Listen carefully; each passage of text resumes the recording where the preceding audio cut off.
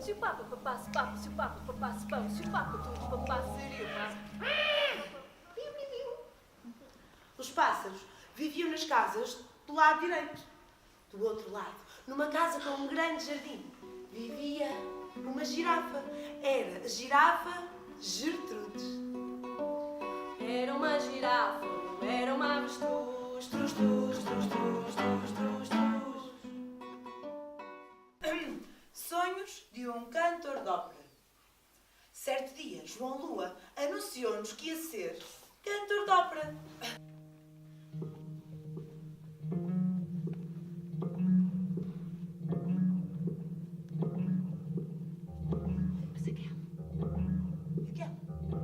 Aquela máquina que maquinava todo o santo dia.